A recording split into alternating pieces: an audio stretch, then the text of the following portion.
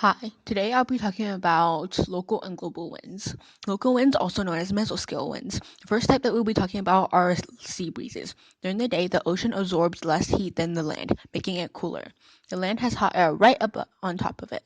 As you know, hot air is less dense. It rises, creating a low pressure zone. The air above the sea quickly rushes to replace it, creating our local wind.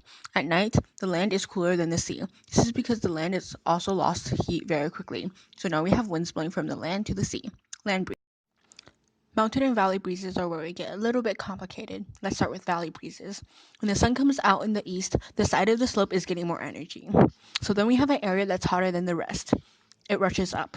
The foot of the mountain is cooler, replacing the warm air. These are known as atabalic winds, winds that go uphill. Mountain winds are when the slope cools down and the base becomes hotter, typically at night.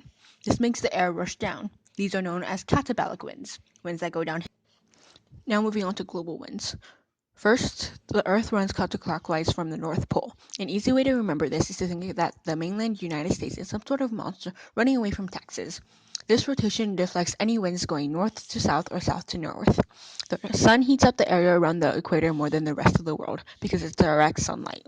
This area creates low pressure. Then every 30 degrees, the latitude is a different pressure. And simply draw the arrows from high pressure to low pressure, then you have the jet stream, a thin, narrow band of wind up in the stratosphere. This appears whenever you have two air masses of extremely different temperatures. These are on the areas between the cells from the global winds. Between the polar cell and the thermal cell is the polar jet stream, and between the thermal cell and the hadal cell is the subtropical jet stream. The jet stream is important because it's the reason why the middle east of North America, Great Lakes to Arkansas, is so cold compared to the areas of the same latitude.